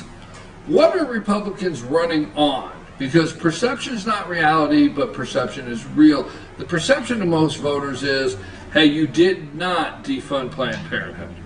The perception is you did not end Obamacare. Yeah. The perception is you did not do this, this, and this that you promised us, okay? So what are you really running on? Yes, there's a list of achievements that the President of the United States has. They're hard to get out. But do you think if the President goes and pulls off a deal with North Korea, an amazing deal with North Korea, June would be perfect timing to go into the midterms and say, look, this is not the madman you think it is. Send me to work with Donald Trump. Look what he's doing. You need to send me to work with the president. The Democrats would have never backed that. I mean, is that a possibility? There's a slim possibility, because I don't know if something as complex as North Korea can have a solution by the midterms. I think, though, that if he works out with NAFTA and a deal with China on the tariffs, we'll go a lot further to the average everyday citizen that at least knows that there's a trade war type of thing. They don't understand, what's going on. The thing that most people don't understand about President Trump is he is a negotiator. He's a businessman. And when he did all those tariffs, it was because you can't negotiate with someone if you have nothing to give up, which is how the United States, the position that we've been in after 8 years of Obama, who gave away everything. Trump was creating, by putting all those tariffs on all those things, now he can sit down with China. He's got something to give back. And that's what's happened. China now has reduced the tariffs on our automobiles and all the things they had the tariffs on. And that's why the market went back up again. That's how China. He's a businessman. It's the same thing with North Korea. It's going to be the same thing with NAFTA. And if he can do the NAFTA deal and get things solidified with China, and North Korea would be an extra bonus, if it could ever be discussed on mainstream media so that the people would actually know those things happened, then I think we won't have a problem in November. And I think that's what Trump's working on. And the other is Obamacare. I mean, they're still working behind the scenes, I think, on Obamacare, trying to get, a fix for that. So, I mean, if something like that comes out over the summer, early fall, that could help a lot. I want to say we have plenty of time, but we're still good here. Every time you visit, as soon as we go off, you say, I wanted to say this, and I wanted to say that. So say it. Well, I did want to comment. Where's your list? You got a list? I did want to comment because being up here in Blue Ridge, on your show, one of the days this week, you had one of the new, I think, City Council, Ron Gaddis. Ken Gaddis. Ken Gaddis, okay. And he said something that I wanted to start clapping. And that is that he's introduced or is working on where a private citizen can actually speak at the council meetings, at the work session, if they've got questions. And that is something that we've had in Gilmer County now for quite a while, which I fought really hard for, and it's so different to go to a council meeting in Gilmer County as opposed to Fannin. And I've watched at the Fannin meetings where there's all this uproar, and the reason there's an uproar, people only come and petition and protest when they can't speak. If you would just let a person raise their hand and ask a question or present why they think that wouldn't work, or did you take into account that 10 a.m. would be better than 9 a.m. or whatever. I mean, 5 members or however many members are in the city council can't know everything and how a law will affect everybody. And so when you let people say or ask questions, you end up with a much better government and people that are much less antagonistic. I mean, when people only... Anyway, I said well, I think the fear is it gets unruly because with the whole regime before, I mean, people were just going back and forth on personalities because they couldn't speak. Well, I mean, they had their 3-minute thing, but they had to sign up beforehand and everything, and they could do that. But yeah, questions from the floor were not allowed because it was going to make things unruly. Because when people right, and that's what they tried to say in Gilmer County, and it's never been a problem. And but they did put some things in place. Okay, there's no reason you can't have the meeting, you can't have First Amendment speech protected, and can't have some sort of organization in an orderly fashion. Right, and they can go together. And if 50 people show up because they're upset about something, they can say, okay, I see there's a lot of people, and if you want to come up and say something, but don't say the same thing that someone else has said. So next thing you know, there's only 4 people that want to speak because there's only so many things wrong with something. I mean, 50 people don't need to say the same thing. You know what I have? I have had the opportunity to witness in a council meeting, or let's just say a government meeting. At one time there was a zoning issue, and there was about 100 people in the room, and the chairman said, obviously majority of you here today are here because of so-and-so, so-and-so. How many of you are here in opposition? Right. If you'll raise your hand, and they raise their hand, how many of you are here in favor? Mm-hmm. All I'm asking is that every one of you are welcome. I've heard him say this. Every one of you are welcome to this podium when we vote, and make your comments, and we'll sit here all day if we have to listen to every one of you. But if all 50 of you are just going to come up and say, I don't think we should have it, then if what somebody in front of you said, what you wanted to say, if you'll just do us a favor in time, very polite, people say, okay, everybody knows, right? So you got to say it. So you're happy Ken Gaddis said that? Yes. What else you got? I mean, you always say, well, I was going to say this, I was going to say that. Well, I mean, it's sort of like the whole purpose of our government is to have representatives, and that's sort of like why I've been upset about our 7th District representative, in that we don't really have a voice down in the state capitol, because and that's something that's troubled me. You know, I've been a big proponent of being able to get up and say what I feel, or to be able to speak to my representative, and I want my representative to come and have meetings that we can speak at. I mean, even Doug Collins has meetings, and you might have to drive all the way to Gainesville, but you know, he lets you, you know, ask questions, and he answers the questions. And is he your guy for the 7th District? No, he's our U.S. Congressman. But for our 7th District, which is Fannin and Gilmer, we don't ever have any meetings like that. Right. There's never a town hall meeting. There's never any public way to ever ask questions of our 7th District representative. Who is who? David Ralston. Who's the Speaker of the House, and all of his time is spent there. And now let me say this. me. Okay, well, wait a minute. Now, let me say something, okay? Let me say something. Guess what? What? There was 150 people in the room yesterday. Okay.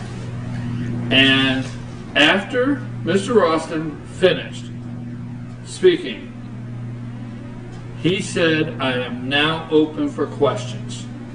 Well, that's and a with, first. And with 150 people in the room, okay, he went over a list, and some of the opponents were in the room, so they could speak to this, not just me. I was there. He went over a list of things that happened in the session, whether you agree to call them accomplishments or not, and then afterwards he opened up for questions. So never is, you know, and I have been to several things. Now, if you're saying he hasn't held a town hall, or he hasn't just come where, you know, to whatever, I'll agree with that. Was that publicly advertised that he was going to be there and everybody could come to that thing? It was a chamber lunch, that if you don't belong to the chamber, and if it had been advertised that you could come and ask questions, then that's one thing. But to be in a place that nobody knew he was going to be there, and then to ask questions of the people that are there from the chamber, they aren't necessarily the people that had questions. I don't disagree with you. This was a chamber lunch, No, just to yes, put it. yes. Okay. I don't disagree with you. We were invited, and I don't know who invited us. I didn't know he had a fundraiser the other night. That's what I thought you might have. I do not disagree with you. It's not an argument. I agree with you that town halls or things like that should be held by all representatives. Yes. So let's make sure we're on the same page. All representatives, regardless of district you're at. Yes. All council members, regardless of district you're at. All county elected officials. All congressmen. Every last one of them should be beholden to the citizens. Exactly. And citizens should be able to speak to their representative. Yes. Period. I agree with that. Yes. You're never going to Be accessible. Because how can you represent somebody that you have no idea what their issues are, what they're thinking about? I mean, anyway, I've said that. Anything else on the list? No. Are you sure? Because I really thought you were going to bring up my brilliance Tuesday. I really thought you were going to highlight how brilliant my statement. I really thought you had it. I thought you were going to say, I want to close with saying... This on the mob thing? Yes. Oh, see, I do know what you're talking about. That you said that Comey was going to refer to the president as a mobster. Yeah, yes. And then the very next day it came out. And yes, okay, well... Was that inside information? No. I just watch everything they do. I put the picture up Tuesday. I put the picture up of John Gotti. And I said Tuesday morning on the show, I said, people, you need to understand. They want to frame this guy as a mobster, a mafioso. They want to treat his attorney like Bruce Cutler, like John Gotti's attorney, Bruce Keller. I said, you need to pay attention to what they're trying to do. They're trying to frame this guy like he's some mob boss. I said that Tuesday, I have the clip, we played it. Wednesday, the promo for ABC came out, and Comey's referred to him as a mobster. How long you been in Jersey? Yeah, exactly. Right? So I thought you were going to refer to that, but I refer to it myself, so we'll leave that out. Yeah, I was going to say, this is the third time you've brought it up. So Bruce, final comment. We want to make sure we have 15 minutes left in this show, so it gives us enough time to talk. Could I do misses or you could do winners and looters, final comment, how you feel about the weather. It's your time. The weather's great, but we'll go back to a question you asked earlier. People for the speaker, the two names I heard are Steve Scalise and Kevin McCarthy. So I'm not sure either one of them is, better than the other, but, someone will fill the position. And,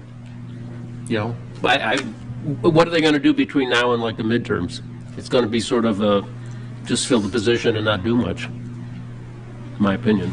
I'll save my misses for later. And you?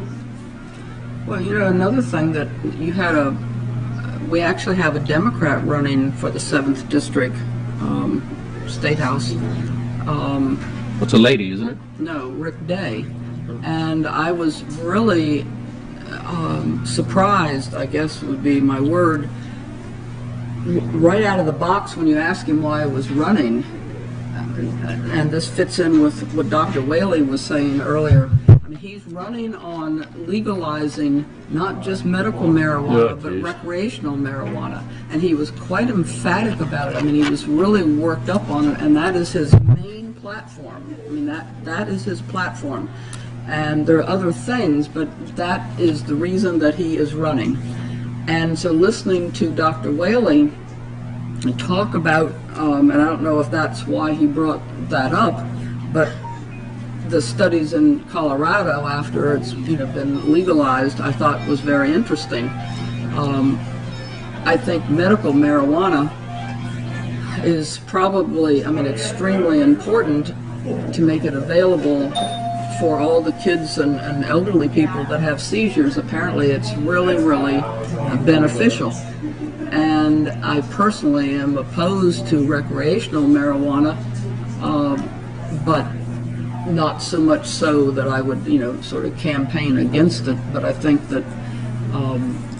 Do you think that issue will resonate with voters in the 7th District? Well, it's young voters. He didn't. Well, you say young voters, and that's what I thought. But when I talked with Mr. Day before he was on the show a couple of weeks ago, and when he told me that was his reason for running, I said, well, I wouldn't make that very clear because I didn't think that would go over very big. He said, no, that is the reason that I am running. And he feels extremely strongly about it. And he cited all kinds of examples of people in this district that are 60 and 70 years old that want access to recreational marijuana, that they still get it at different places. Jeez. And the more I thought about it, I thought, my generation, I've never smoked a joint.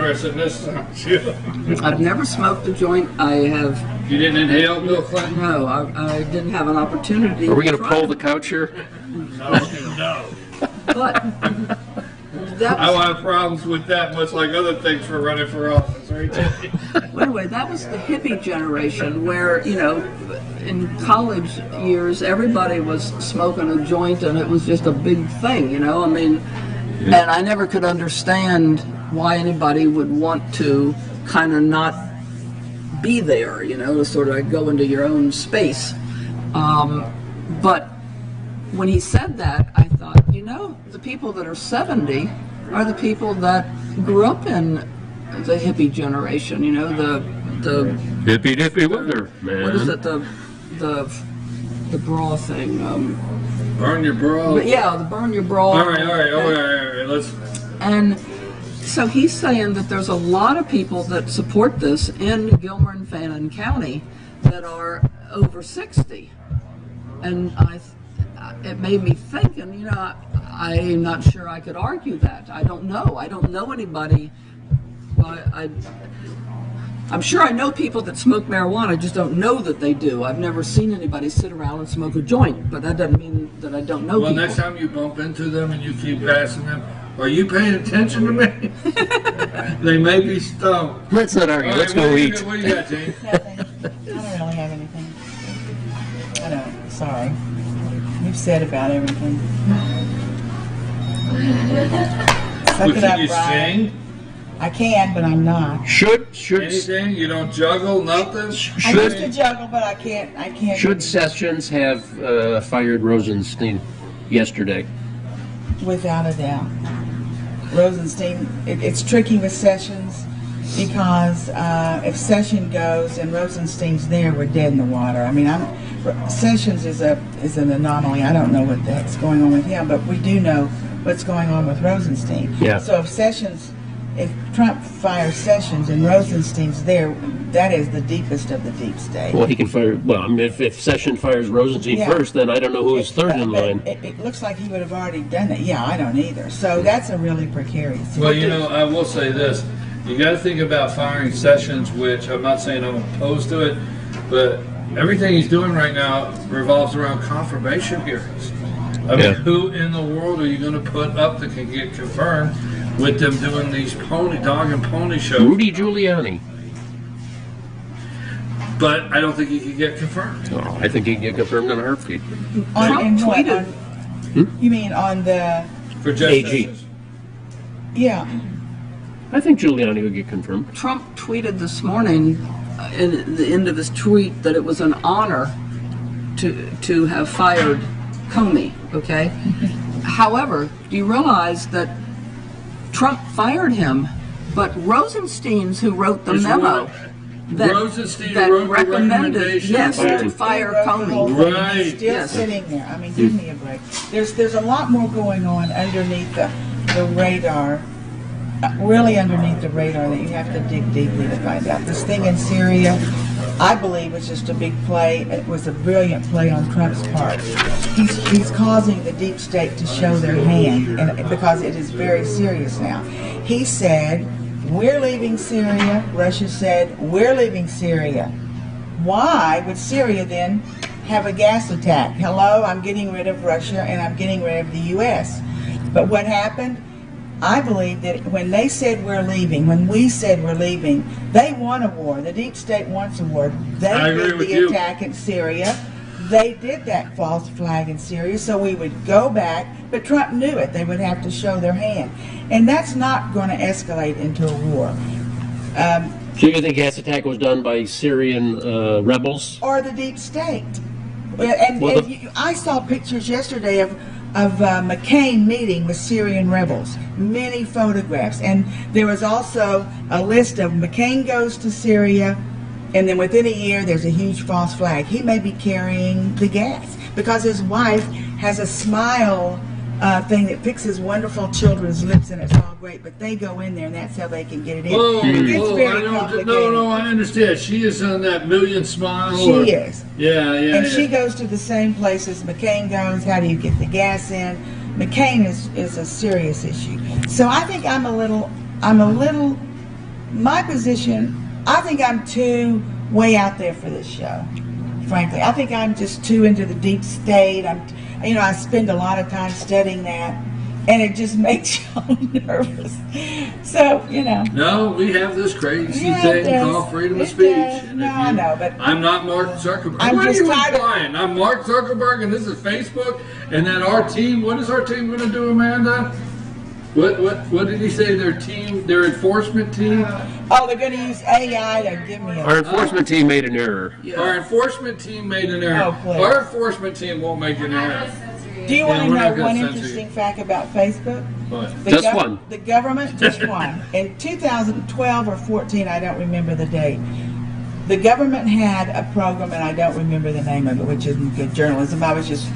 And where they were creating a program that would know everything about us. They know a lot now, but what doctors we go to, if we have, and so then they kind of got found out. They shut that program on, I think it was April the 14th, 2000 something, Facebook started on that day.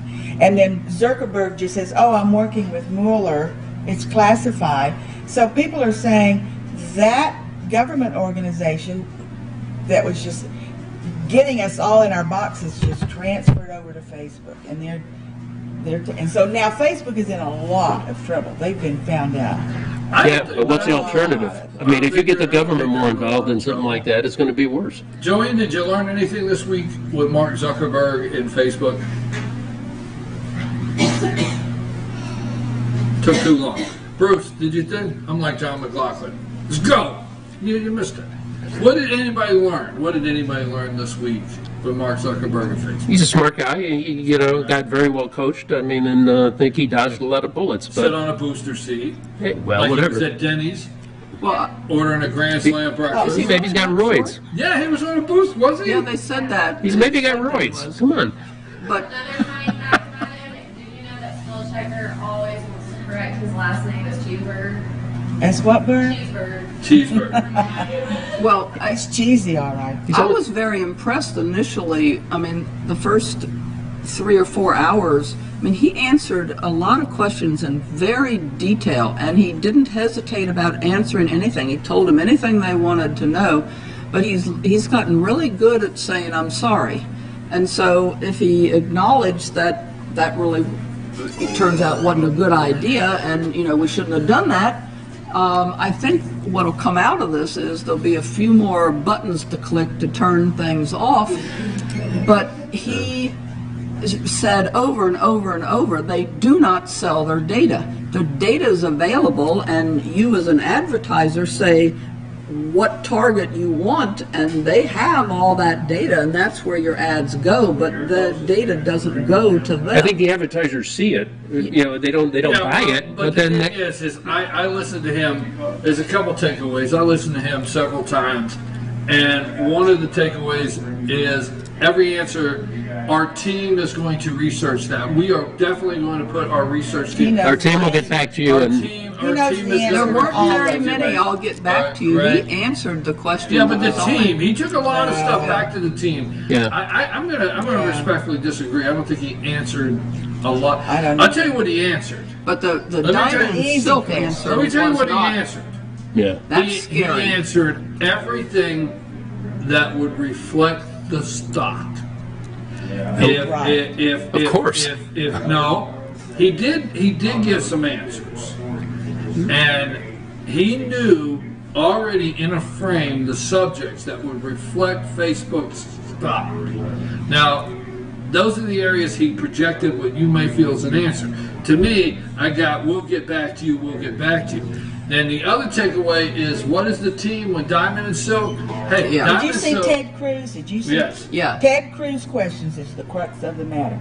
Yes. I don't know. I don't know that we've ever discriminated. Well, he does know. He most certainly does know. And to me, you can go into that, and there's got to be one person who said, "You're a danger to our society" on Sugar and Spice or whatever. There's a person that said, "Take them off." And everything nice. Take them off. I don't watch Sugar and He Spice. didn't say puppy dog tails, No, did he? but he knows that they are biased, and he knows that. Okay, what did they say? What did they say? Our enforcement team, Yes. right? And we're in silver. Our team made an enforcement error. You got to take that sentence, and you got to realize our team made an enforcement error. See, one meaning person there's could've. not Johnny down the hall on the left that just doesn't like Diamond and Silk. Yeah. They have an enforcement team. And for the team to have made an error That means instead of one multiple person, people. yes. Exactly. But also, Ted Cruz was younger and he gave very specific questions. You realize, did you look at the age of the majority of those people questioning? They don't understand one bit about Facebook other than their wife shares the pictures of the grandkids. They understand it's a danger to yes, this country. but they didn't. So do I. They didn't even know how to That's all ask they a need to decent understand. question. They asked questions that All right, Zuckerberg winners or could losers? answer. We're at the end of the show. I have two losers. Ironic that Syria, starting next week, will chair the 65-nation UN Disarmament Forum, which produced the Nuclear Non-Proliferation Treaty, which also covers chemical and biological weapons. Syria's in charge. And my other loser was this young lady from Fort Pierce, Florida, who was driving along and she got stopped for cocaine in her purse. She admitted to having marijuana there, but she said the cocaine must have flown in through the window. How do you see it? That was Nancy Pelosi. Yeah. I did not tell you in advance we're kind of closing with the winner and loser, so if you want to take a quick... Flew in through the window. You got a winner and loser? Folks, first of all, I want you to stick around for the slideshow from the Humane Society of Blue Ridge.org. No slideshow from the Humane Society of Blue Ridge.org. Don't stick around. So, a little programming note. But let me close with this. You are data. I have told you that all week. The grocery stores have decided to let you know that you could have 3% off on your pork chops if you will scan the card, and you are data. CVS has decided that if you give them your phone number and everything like that, they will give you a list of coupons this long when you check out for a pack of gum, because you are data. You have been, and will be okay with being data. And Facebook sold your data because that's who you are now. So when you go in to place a Facebook ad and you want to spend $10 and you go to the next screen, it asks you how old, how many people, what areas, what zip code, ladies, men, age, boom, boom. You are data. So when you hear, Cambridge Analytica got your data and used it, you are not quite that upset when Barack Obama got your data and used it. You are data. That's it. Done. We have moved on to another place in this world to where selling your data, knowing where you're at. Damn it, I am so tired of you asking me, I'm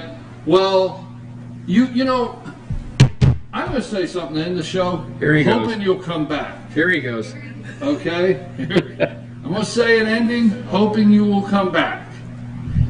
If you go down in the restaurant, I see on Facebook your ass is checked in somewhere, but then on Tuesday you're all upset because the government knows where you're at, well, you tell everybody everywhere you go, because every time I look, you've checked in.